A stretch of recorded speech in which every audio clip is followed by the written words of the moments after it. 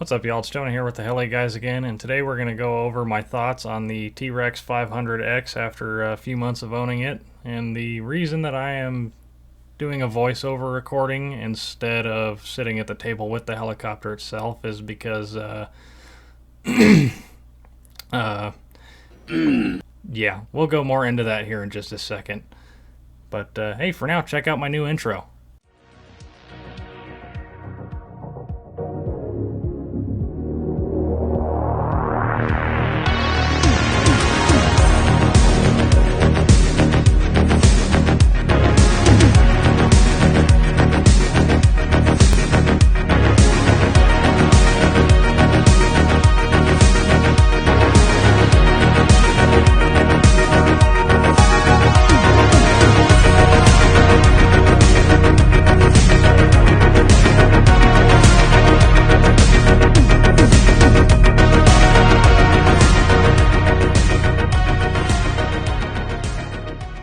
In case you're wondering who would win in a fight between a Trex 500X and a power line, the answer is the power line.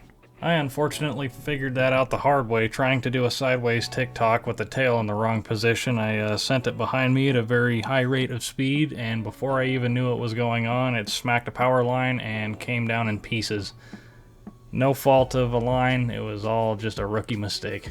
And unfortunately, somebody wasn't recording whenever it went down, so all you get is the story. But that's okay, because we're not here to talk about how bad of a pilot I can be sometimes. We're here to talk about what I think of the helicopter itself after I've owned it for a few months. Now, one thing I can say with absolute certainty is that this helicopter did not come without its issues. The first issue I'm going to mention, because it was the most prominent issue that I had with the helicopter, is no matter what I did, I could not get the blades to track right. I tried everything that I knew to try. I used the calipers on the blade linkage and the servo linkage and all that stuff. I used pitch gauge.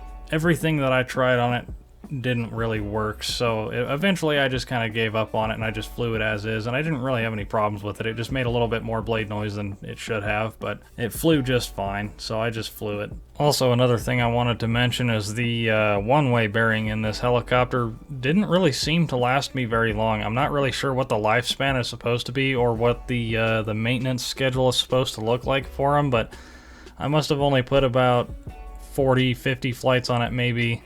And the one-way bearing, it started to lock up on me, so I tore it apart, greased the main bearing, threw it back in, and it worked good for about another 3 flights, and then it started to lock up on me again. So I don't know if that is an issue with a line or if that's an issue with me not looking into the bearing itself. Let me know down in the comments what you think on that, but really those are the only 2 major issues that I had with the helicopter, and they're really not even that bad. Now, aside from that, I really only have good things to say about this helicopter. It has been absolutely fantastic in the span that I've had it not in pieces. I've learned a ton about flying with this helicopter, and honestly, I couldn't be happier with it. It's definitely my favorite helicopter that I have personally. So with that being said, I very highly recommend it. It's at a great price point. Whenever I bought it, it was sub $700, and as a first-time kit build, I had no problems putting it together. There was nothing wrong with the machining. All the bearings were in good shape, and I just all around have an absolute fantastic time with this helicopter. I can't recommend it anymore. I can't say with absolute certainty that you're going to have the same experience that I had with my helicopter, but if you got one of these things in your sights, all I can say is pull the trigger. I think it's totally worth it, and this bird has been fantastic. I absolutely love it, and I can't wait to rebuild it so I can fly it again. Anyways, that's my thoughts on the Align Trex 500X after a few months of owning it. If you found this video informative or entertaining in any way, shape, or form, you should do us a huge favor and leave a like down there so we can get back into the algorithm. We kind of fell off a little bit there for a while, but we're coming back, and we're coming back with some heat. There's going to be a video coming up hopefully soon. We've got a really cool project coming up with a Blade 500 that we wanted to try, so stay tuned for that. And for now, thanks for watching. Like, comment, subscribe, and let's keep this hobby alive.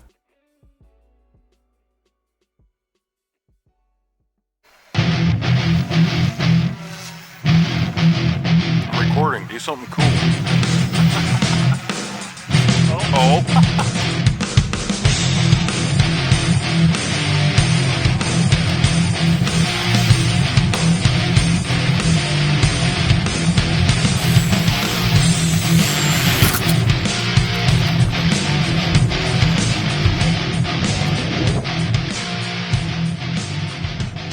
What you doing, boy? Selecting model. Interesting stuff. Is this camera worthy? Is it camera worthy? Sure, why not? Will my footage make it into your YouTube video?